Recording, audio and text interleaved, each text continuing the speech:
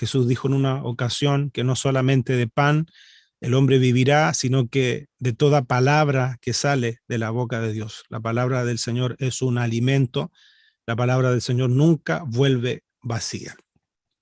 He estado meditando en estos días mucho en un versículo, en un pasaje de las Sagradas Escrituras, que ya les voy a decir cuál es, que nos da cuenta de datos que son muy importantes que debemos considerar. A veces cuando leemos la palabra hay detalles que pasan quizás desapercibidos para nosotros, pero son importantes.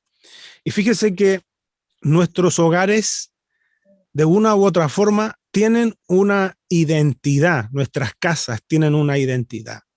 Para poner un ejemplo, donde nosotros mismos vivimos, a veces se ocupan ciertas casas como referencia para, por ejemplo, si usted va a algún lugar y le dicen, mira, al lado de la casa de tal color, o le dicen al lado de la casa donde está el negocio, cerca donde está el negocio, o en la casa donde vive el profesor. A veces la identidad de una casa es la actividad de uno o de algunos de los que viven en esa casa. Y la gente la identifica, donde vive el gasista, ahí en la casa del gasista. Y a lo mejor tiene hasta un aviso ahí. Entonces, como que los hogares tienen una identidad, van ganando una identidad con el tiempo, a veces, como le digo, por la actividad que desarrolla alguno o algunos de los que habitan en esa casa, o por alguna actividad que se desarrolla ahí, como por ejemplo yo le decía, la venta de productos o algún servicio. Se tiene una identidad. Pero hay una casa que ha quedado descrita en la palabra del Señor con una identidad muy especial. Y yo quisiera invitarles a que vayamos a la palabra y que meditemos, porque esa identidad, yo creo que cuando usted y yo comprobemos, veamos a través de la palabra la identidad de esa casa, estoy casi seguro que usted va a querer que su casa también tenga esa identidad. Ahora, que la Biblia mencione este detalle, yo creo que lo hace muy relevante. La Biblia podría no haber mencionado esto, pero ¿sabe qué? Lo menciona. Entonces vamos a ver, vamos a el Evangelio, no, vamos al libro de los Hechos, en el capítulo 12.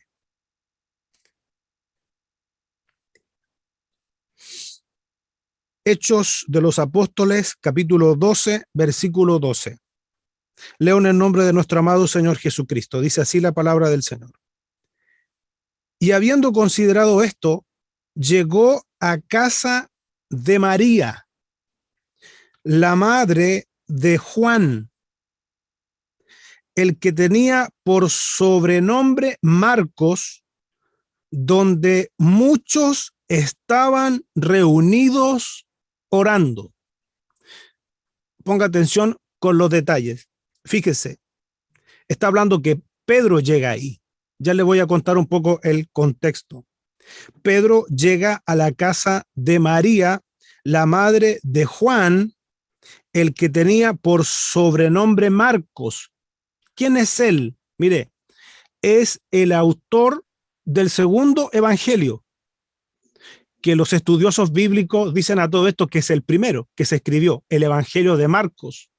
Seguramente muy influenciado ese evangelio o basado en experiencias que contó el apóstol Pedro, porque Marcos o Juan Marcos era muy cercano a el apóstol Pedro, incluso fue compañero de viaje misionero en alguna ocasión con el apóstol Pablo. Están en la casa de él. ¿Y qué estaba haciendo la iglesia ahí? Y aquí menciona otro detalle, dice, donde muchos estaban reunidos orando. Mantenga eso. Vamos al contexto. ¿Qué es lo que estaba ocurriendo? Fíjese que Herodes ya había enviado a matar al apóstol Jacobo, el primero de los apóstoles que murió, asesinado. Y él, al ver que esa acción había complacido al pueblo. Entonces, ¿sabe qué? Tomó preso al apóstol Pedro. Tenía el apóstol Pedro, estando preso, las más altas medidas de seguridad de la época. Eran 4 soldados quienes custodiaban al apóstol. O sea, fíjese que el apóstol Pedro tenía como una guardia, una protección que le hubiesen dado a un criminal. Este hombre de Dios tenía, se dice que estaba atado de las manos a 2 de esos guardias, uno en cada mano, y otros 2 guardias que protegían la puerta de la cárcel. Quizás comparado a estos tiempos con una cárcel de alta seguridad. Ahí está el apóstol Pedro. Y el destino que tenía Pedro, según Herodes, era el mismo de Jacobo, o sea, ser asesinado. Ahora, ese es más o menos lo que está pasando. Esa es la situación. Imagínense cómo debe haber remecido a la iglesia la muerte de uno de los apóstoles. Y ahora Pedro amenazado de correr la misma suerte. Ahora, ¿qué hizo la iglesia? Y esto yo lo considero un ejemplo que nosotros tenemos que imitar. No movió redes de contacto, no perdieron tiempo en buscar influencias en el gobierno o en algún lugar. Ellos hicieron lo que sabían que era lo que había que hacer. ¿Qué cosa? Orar. Ellos comenzaron a orar. Mire, vamos al versículo 5. Dice la palabra del Señor: así que Pedro estaba custodiado en la cárcel, pero la iglesia hacía sin cesar oraciones a Dios por él. Gloria al Señor. La iglesia sabía que la iglesia sabía que en la oración hay poder. Ellos sabían que las oraciones suben al trono del Señor y bajan en respuestas, bajan en milagros, bajan en provisión. Ellos sabían que los oídos de Dios estaban atentos al clamor de su pueblo. Entonces comienzan a orar por el apóstol Pedro, que está preso. Y mire este detalle, no menor. La iglesia hacía sin cesar oraciones a Dios por él. ¿Sabe? Y los versículos que siguen son apasionantes. Yo quisiera invitarle que después los lea, se los devore, porque mientras la iglesia está orando, ¿sabe? Llega un ángel con un resplandor de luz a la celda donde estaba Pedro preso, lo libera de las cadenas y le dice que tenga prisa y que salga de ese lugar. Se le abren las puertas a Pedro y sale de la cárcel, y Pedro no sabe y se da cuenta cuando ya está fuera de la cárcel, en las calles de la ciudad, que lo que él había y estaba viviendo no era una visión, sino que era real. Eso nos da la idea de que el apóstol Pedro, de que la iglesia estaban acostumbrados, habituados a vivir en una dimensión sobrenatural, al punto de que él creía que era una visión. Imagínense, él creía que era una visión, pero era real. Un ángel lo liberó, lo sacó de ese lugar y acude a donde estaba la iglesia orando. El versículo 12 nos dice que muchos estaban reunidos orando, no eran todos. Muchos estaban reunidos orando. Y aquí viene la pregunta: ¿por qué estaban orando ahí? ¿Por qué estaban orando ahí? ¿Por qué el evangelista Lucas inspirado por el Espíritu Santo, nos da este detalle, la identidad de la dueña de casa, María, la madre de Juan Marcos. Fíjese que cuando uno medita en esto y reflexiona, por ejemplo, en nuestra propia actividad, nuestra vivencia, no es menor el lugar a elegir a la hora de una actividad espiritual. La iglesia estaba siendo perseguida.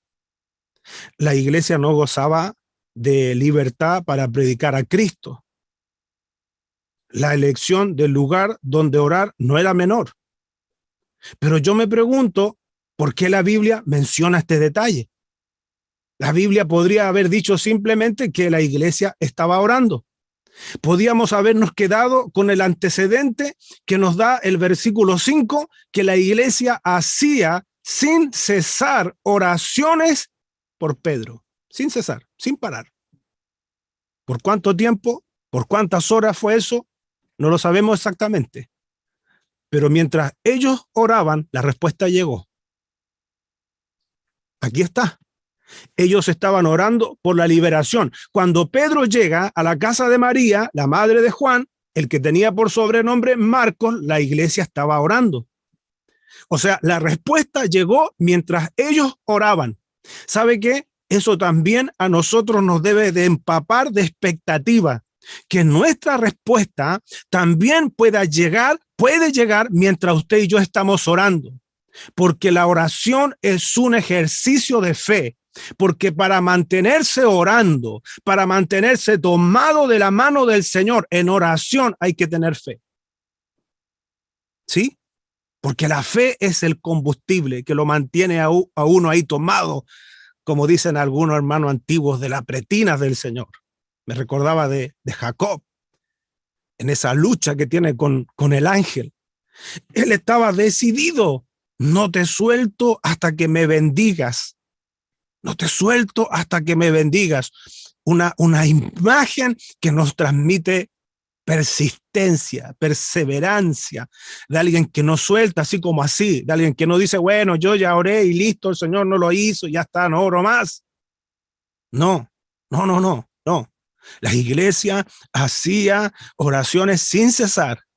La iglesia sabía que Dios le respondería, que Dios tenía todo el poder para obrar un milagro sobrenaturalmente y que Pedro saliera de esa cárcel. El Señor lo podía hacer, el Señor lo hizo y eso ocurrió mientras ellos oraban. Pero vuelvo a la pregunta. ¿Por qué la Biblia menciona ese lugar?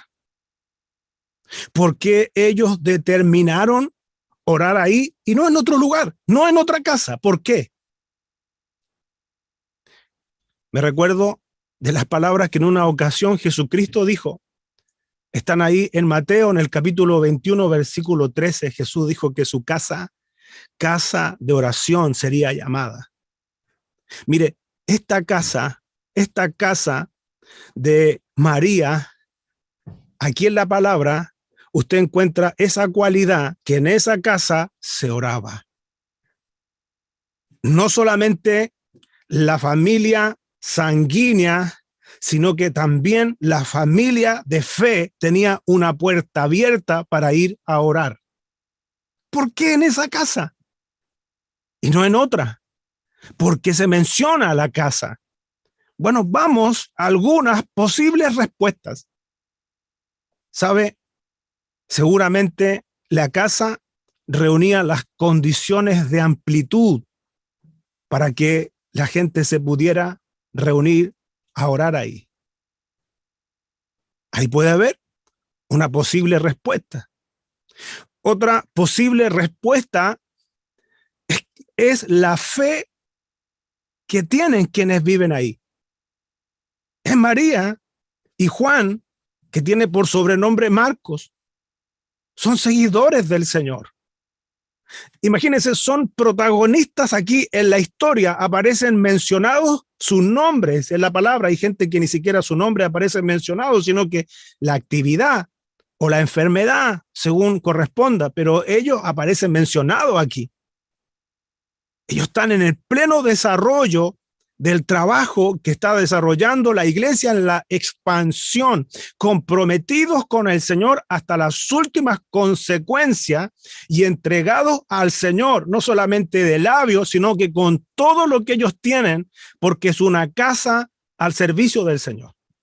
Sí, o sea, no solamente ellos están entregados al Señor, sino que también lo que tienen, su casa. Entonces dijimos que la casa debe haber sido amplia, reunía las condiciones para poder orar. La fe de los que estaban ahí también es otro antecedente importante, porque no podía ser en la casa de una persona inconversa donde se juntara la iglesia a orar. Entonces es gente que habla el mismo idioma de fe, abrazado al mismo Cristo, tiene la misma convicción, la misma entrega en la iglesia, la familia de Dios. ¿Por qué se juntaron a orar ahí? Podríamos decir, bueno, que María y Juan eran hospedadores. Entonces, bueno, recibían a los hermanos. Los hermanos llegaban a la casa de María como quien llega a su casa, porque la casa de María era una puerta abierta para los hijos del Señor. Puede ser, puede ser. Yo le decía al comienzo que las casas, los hogares, logran adquirir alguna identidad.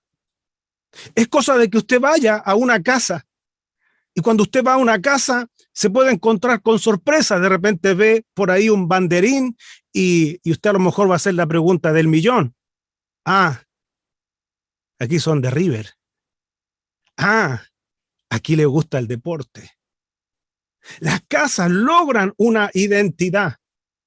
O usted va a ir a un hogar que nunca ha visitado, a lo mejor por su trabajo, por su oficio, y ve un versículo puesto, todo lo puedo en Cristo que me fortalece, y usted va a pensar, ah, aquí son cristianos. O usted llega a algún lugar y escucha una música, una alabanza, y usted dice, wow, aquí me parece que son cristianos.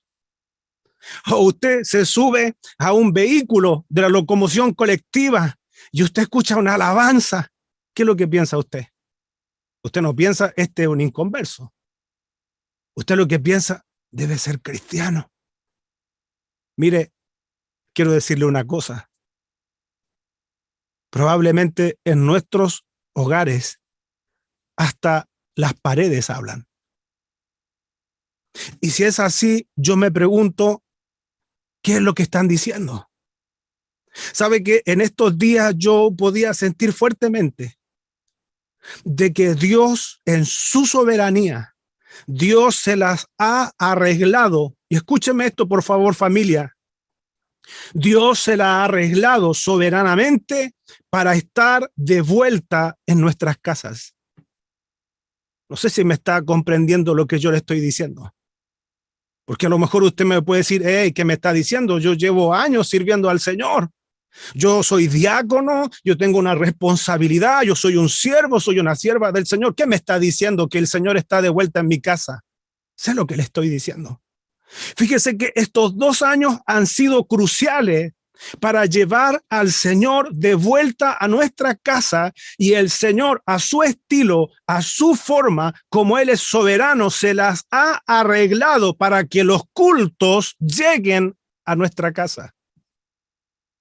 Es tremendo lo que Dios está haciendo. Yo no sé si usted lo ve, pero en esta semana yo me convencía de lo que Dios está haciendo, porque por muchos años, sabe que muchos de nosotros lo que hacía el fin de semana o algunos días de la semana iba a encontrarse con el Señor al templo.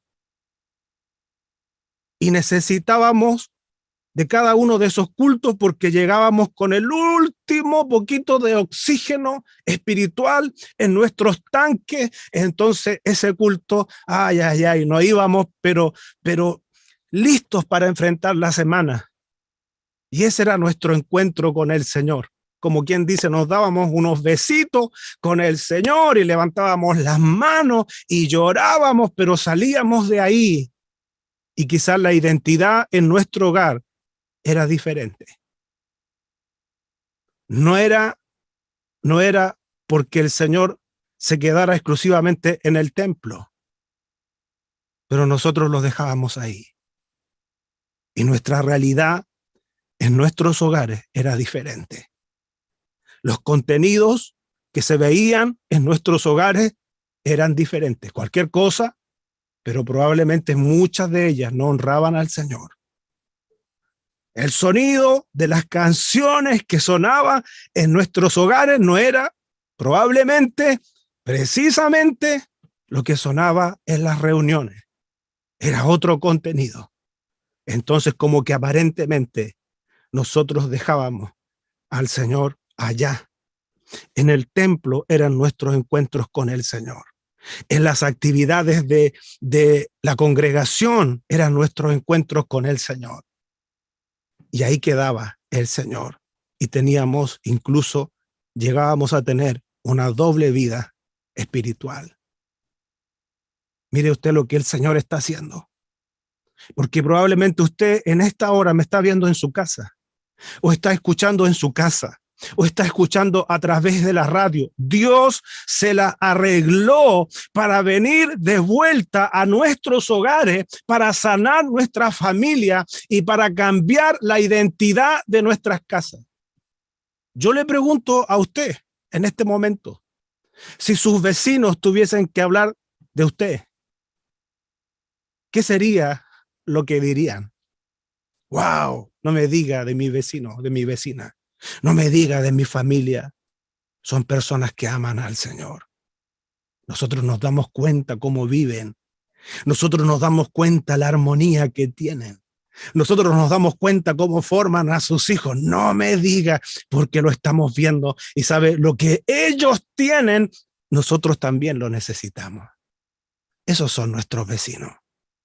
Cuando hemos estado en situaciones de necesidad, ahí ellos han estado para brindar una mano de amor. Esos son nuestros vecinos. No sé qué dirían los vecinos. No sé qué dirían sus vecinos, sus vecinas, no lo sé. Usted lo sabe, el Señor lo sabe. La cosa es que la casa de Juan, la madre, la casa de María, la madre de Juan Marcos, ahí sí lo dije bien, perdón. Esa casa en la Biblia se identifica como una casa donde se oraba, donde se podía orar, donde había armonía. Era una puerta abierta para orar. ¿Por qué? Vuelvo a la pregunta. Yo le dije que una de las posibles respuestas es porque la casa era amplia.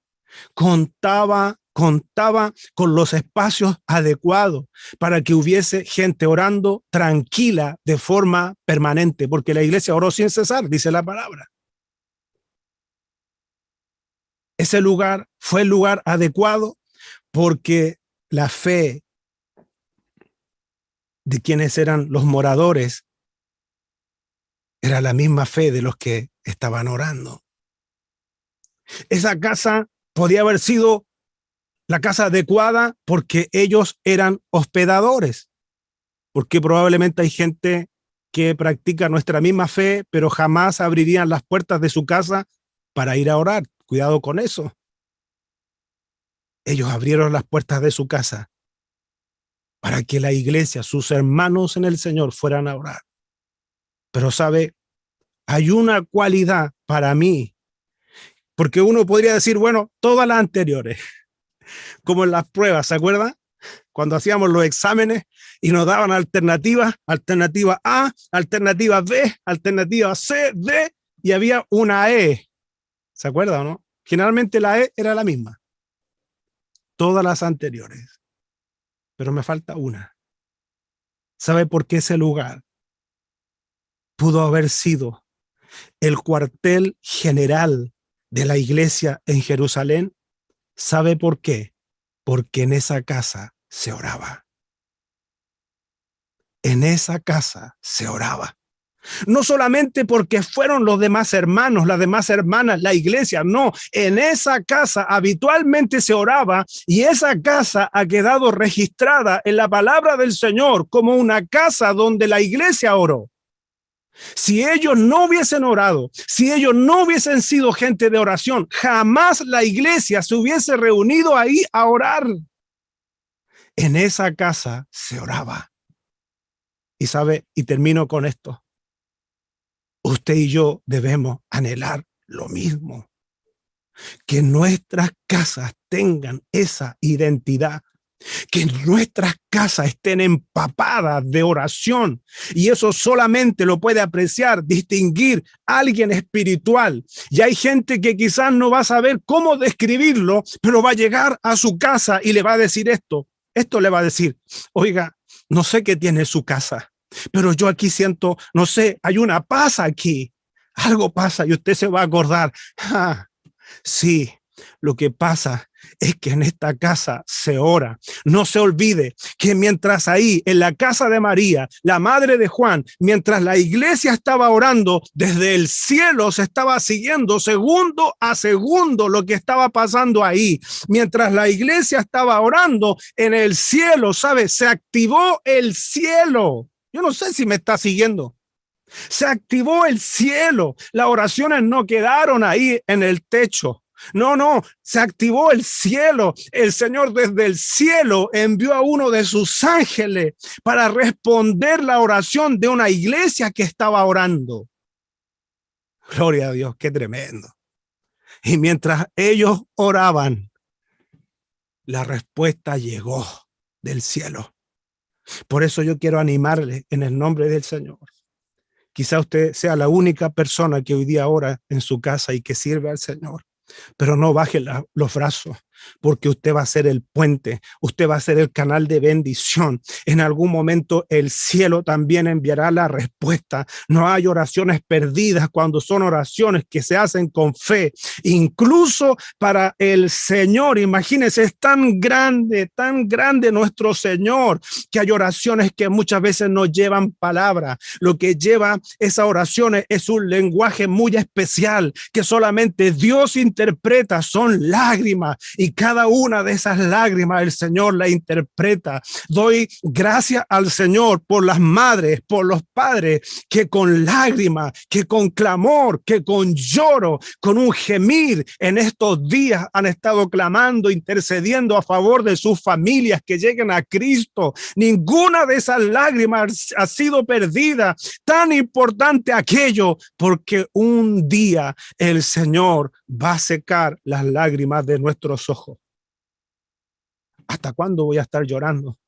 Va a haber una última vez, según lo que relata Apocalipsis capítulo 21, versículo 4. La última vez que lloremos va a ser en la presencia del Señor, y va a ser Él personalmente, el que va a secar nuestras lágrimas.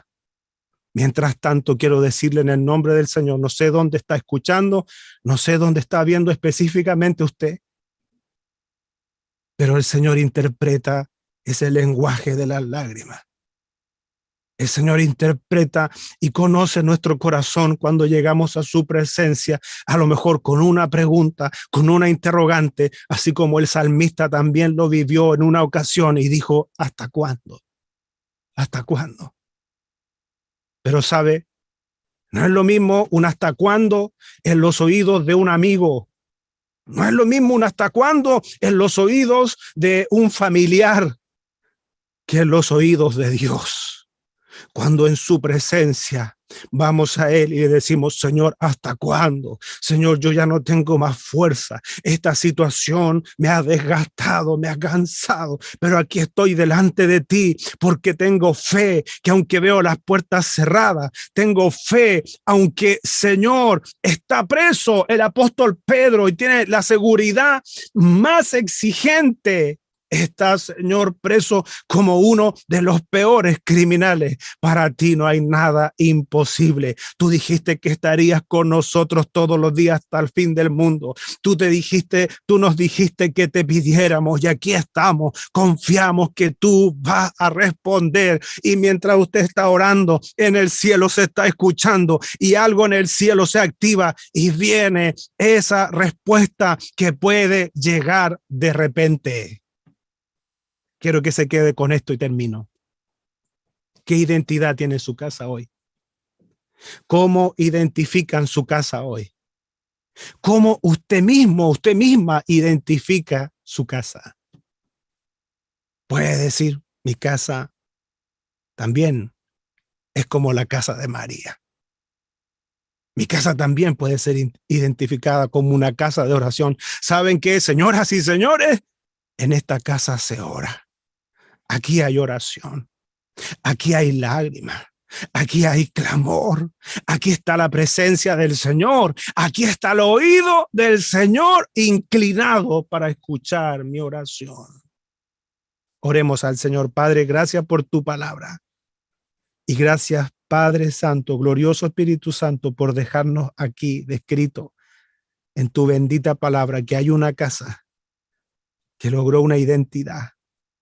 Hay una casa, Señor, que reunió las condiciones físicas para que la iglesia orara, pero no solamente las condiciones físicas, porque cuántas casas hoy día también las tienen, pero la casa de María, la madre de Juan Marcos, también reunía las condiciones espirituales, porque en esa casa se oraba.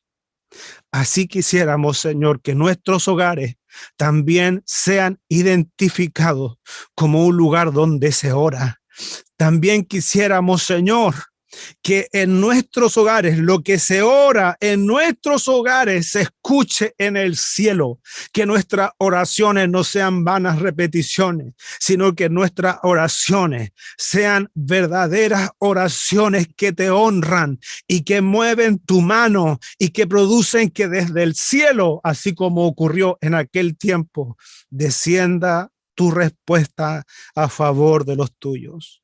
Padre, gracias por estos días.